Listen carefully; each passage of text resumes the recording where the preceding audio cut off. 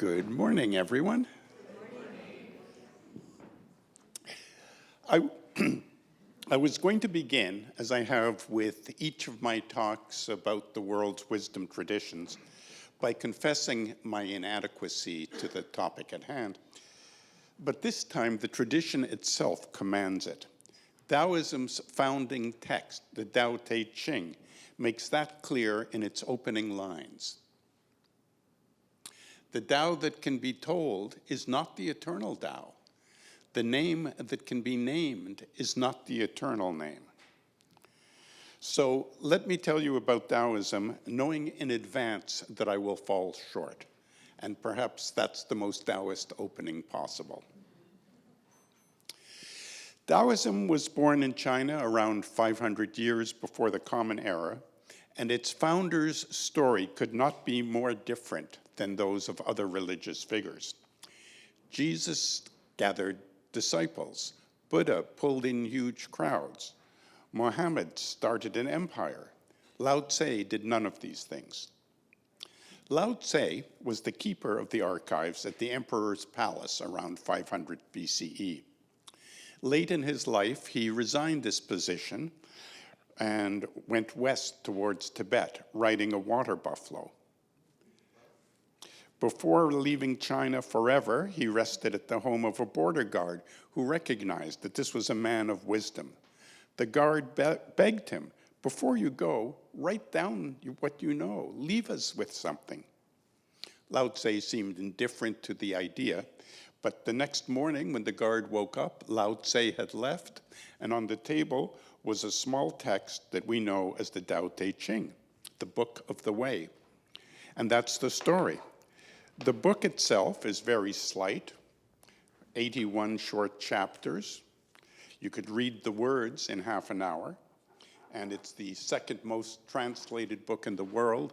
And after the service is over, these two copies, one a traditional translation and one by my beloved Ursula Le Guin, will be in the Neighbourhood library for you to borrow and look at. And then Lao Tze, after writing the book, vanished. No followers, no miracles recorded, just a water buffalo disappearing into the mountain and 81 poems left behind. That restraint, that deliberate smallness is a very Taoist thing. The Tao means simply the way, and the core of the Tao Te Ching's message is this: the way to live is to be like water, finding strength through softness. A recurrent image is that of water, the softest substance in the world, which can wear away the hardest rock. The Taoist concept of Wu Wei, often translated as effortless action or non-striving, is rooted in this image. The river doesn't try to reach the sea. It simply flows. It simply finds the path of least resistance, going around obstacles rather than breaking through them, and it always arrives at the ocean. Lao Tze wrote, "A good traveler has no fixed plans and is not intent upon arriving. A good artist lets their intuition leave them wherever it wants. A good scientist has freed himself of concepts and keeps his mind open to what is. Thus, the master is available to all people and doesn't reject anyone. He's ready to use all situations." Part 2, the man who dreamt he was a butterfly. About 100 years after Lao Tze, a writer named Zhu took up the tradition and spread it through stories. He was to Taoism roughly what St. Paul is to Christianity. He wasn't the originator, but he was the great popularizer, the voice that carried the teaching to the world. Lao Tze is spare and oracular. Lao Tzu is playful, almost mischievous, which is why he's always been a favorite religious teacher of mine. He writes how he once dreamed he was a butterfly floating through summer meadows, flitting here and there. And after he woke up, he was never quite sure if he was Chung Tzu, who had dreamt he was a butterfly, or if he was a butterfly, dreaming he was Chung Tzu. He left the question open. That's the point. His most famous story goes like this. A farmer had one horse, that was his main possession, which ran away at night after being spooked by a thunderstorm. The neighbors came by the next day to offer their sympathy and say how terrible it was that the horse had run away. And the farmer just shrugged and said, maybe. The next day, the escaped horse, came back leading 7 wild horses. So the farmer now had 8 horses instead of 1. And the neighbors all came by to congratulate him and say how great this was. The farmer just shrugged his shoulders and said, maybe. The day after that, the farmer's son was trying to break in one of the wild horses and got thrown, and his leg was broken, so he couldn't move. And the neighbors came by and commiserated, and the farmer just said, maybe. But the day after that, the Chinese army came through looking for every young person they could take away to serve in the army, and they didn't take the farmer's son because he had a broken leg. And when the neighbors came by and congratulated the farmer on his luck, the farmer just said maybe. The Tao asks us to hold our judgments lightly, not because nothing matters, but because we almost never have the whole picture. The event itself is just an event. The story we tell, this is a disaster, this is a blessing, is up to us. It closes us off from what happens next. I thought of this Taoist story this winter when we had the big snowfall, because I saw all the snow coming down, and having grown up in Quebec, I was so happy to see all the snow and thought how great it was. And then I realized I had to shovel it all, and I thought how terrible it was. So I got out there, and the snow was really light, and I thought how great that it was light. But then the wind was blowing, and as fast as I was shoveling, the snow would come back, and I thought how terrible it was. It was just snow. It just was. My running commentary on it was entirely my own invention. Beyond the Binary, Part 3, the dance of yin and yang. This brings us to Taoism's most recognizable gift to the world, the yin-yang symbol. The dark half is yin, with attributes of cool, quiet, dark, receptive, and earth energy. The light side, yang, has attributes of heat, action, the sky, creative energy. But the most important visual element is the small dot of the opposite color. That indicates that nothing is ever 100% one thing. Every yin is always changing into a yang, as every yang changes into a yin.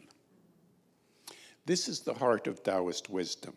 Nothing is ever fully one thing. Every strength carries the seed of a weakness. Every crisis contains an opportunity. Every noon always holds within it the beginning of the evening. They're not opposing forces, but phases of the same Tao. Neither yin nor yang is ever good or bad, although they might be inappropriate for that particular moment. Taoism teaches that good and bad are often just labels we project onto natural cycles, as I did with the snow. Is a downward slope bad? Not if you're skiing. Is darkness bad? Not if you're trying to get to sleep. As the Tao Te Ching says, when people see some things as beautiful, others become ugly. When people see some things as good, others become bad. Not projecting labels is important. Consider a battery powering a lamp. You need both the positive and the negative to make the light glow. If you decide you only want one of them and disconnect the other, the light goes out. Our children's story this morning told it beautifully. The proud sun who shone without ceasing until the flowers wilted, the ground cracked, and the people couldn't sleep. It's only when he allowed the shadow to return that the earth could drink and growth could begin again. He wasn't the winner, he was a partner. And the way is not the way of the sun or the way of the shadow. The way is the dance between them.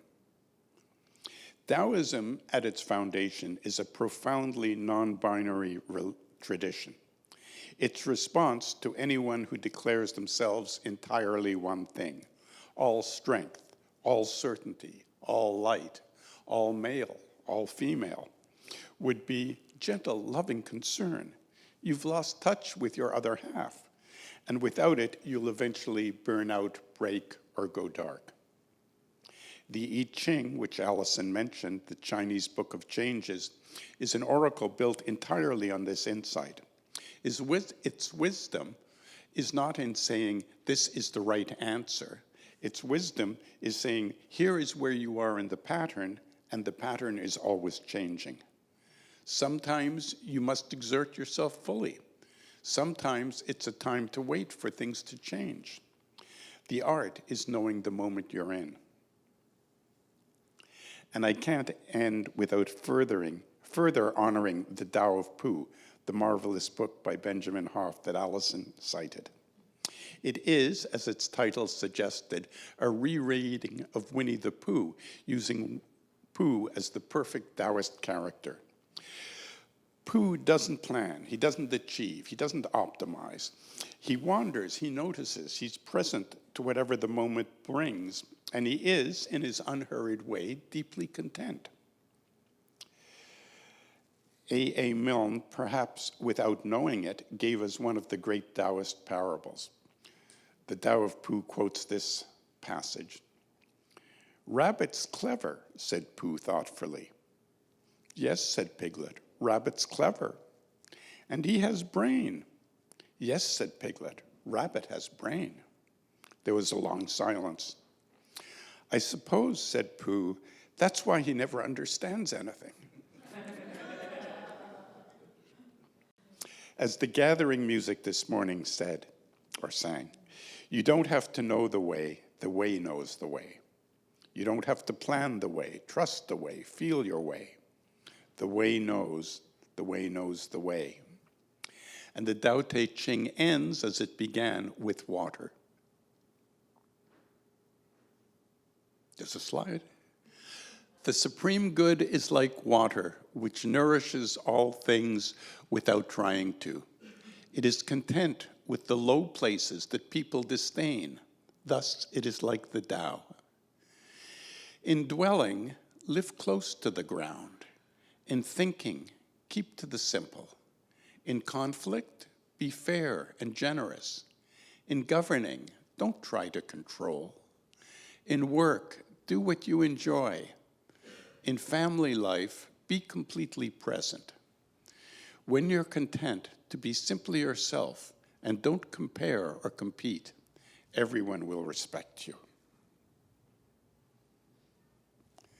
We live in a world that rewards the proud son, the loudest voice, the most optimized schedule, the most decisive plan.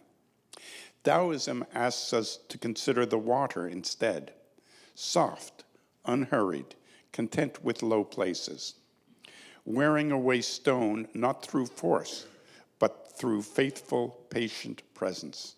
As Sean sang, where you stand is the way. Be like water, just flow. And thank you for listening.